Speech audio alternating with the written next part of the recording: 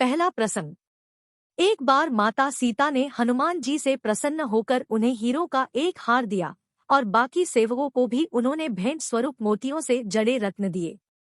जब हनुमान जी ने हार को अपने हाथ में लिया तब उन्होंने प्रत्येक हीरे को माला से अलग कर दिया और उन्हें चबाचबाकर जमीन पर फेंकने लगे। यह देख माता सीता को क्रोध आ गया और वे बोली, अरे हनुमान, ये आप क्या कर रहे हैं? आपने इतना मूल्यवान हार नोचक सोटकर नष्ट कर दिया। यह सुनकर अश्रुपूरित नेत्रों से हनुमान जी बोले, माते, मैं तो केवल इन रत्नों को खोलकर यह देखना चाहता था कि इनमें मेरे आराध्य प्रभु श्रीराम और माँ सीता बसते हैं अथवा नहीं। आप दोनों के बिना इन पत्थरों का मेरे लिए क्या मोल? बाकी सेवक यह सारी घटना देख रहे थे। वे तुरंत ही हनुमान जी के पास आकर बोले कि हनुमान, यदि इन निर्जीव वस्तु में श्रीराम नहीं है तो श्रीराम कहाँ है? प्रभु श्रीराम तो मेरे हृदय में बसते हैं। इतना कहकर उन्होंने अपनी छाती चीर डाली और माता सीता सहित सभी सेवकों को हनुमान जी के हृदय में श्रीराम जी के दर्शन हुए। दूसरा प्रसंग। एक बार माता सीता अपने मांग में सिंदूर लगा रही थी।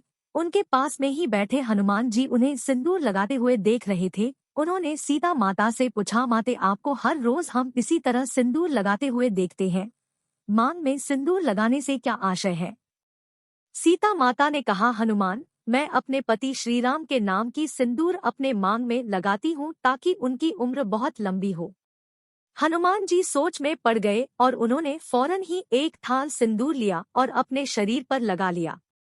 उनका पूरा शरीर लाल सिंदूर के रंग में रंग चुका था। सीता माता यह सब देखकर हंसते हुए बोली, हनुमान, इसका क्या अभिप्राय है? हनुमान जी ने उत्तर दिया, माते, मैंने भी श्रीराम के नाम का सिंदूर पूरे शरीर भर में लगाया है ताकि उनकी असीम कृपा मुझ पर हमेशा बनी रहे और मेरे प्रभु, मेरे आराध्य की उम्र इतनी लंबी हो कि मेरा संपूर्ण जीवन उनकी सेवा में ही बीते। हनुमान जी के इन वचनों को सुनकर माता सीता का हृदय गदगद हो उठा। तीसरा प्रसंग। जब हनुमान समुद्र पार करके सीता माता को खोजने के लिए लंका पहुंचे तब वे रावण के छोटे भाई विभीषण के पास गए।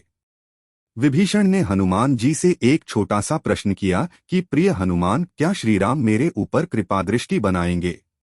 रावण मेरे भ्राता हैं, क्या यह जानते हुए भी वो इस संसार से मुझे मुक्ति दिलाएंगे? यह सुनते ही हनुमान जी बोल पड़े, विभीषण महाराज, आप संशय क्यों कर रहे हैं? जब मुझ जैसे वानर कुल में पैदा हुए एक वानर को उन्होंने शरण दे दी, अपना दास स्वीकार कर लिया, तब भला वे आपको क्यों नहीं अपनाएंगे? आप तो एक इंसान हैं और आपके अंदर इतनी अच्छाइयाँ छिपी है, वो जरूर आपकी सहायता करेंगे। इस प्रकार हनुमान जी ने ही अपनी भक्ति से विभीषण के मन में भी अटूट विश्वास पैदा कर दिया, जिस कारण ही विभीषण श्रीराम का साथ देने को पूर्ण रूप से तैयार हो गए। मित्रों, पहले प्रसंग का आशय है कि भगवान हम सबके हृदय में विद्यमान हैं और उन्हें कहीं बाहर खोजने की आवश्यकता नहीं है। दूसरे प्रसंग से अभिप्राय है कि इस जीवन को ईश्वर की भक्ति और सेवा में अर्पण कर देना चाहिए। और तीसरे प्रसंग से अभिप्राय है कि यदि हमारे अंदर भगवान के प्रति श्रद्धा, भक्ति और विश्वास है तो हम यही विश्वास दूसरों के अंदर भी पैदा कर सकते हैं।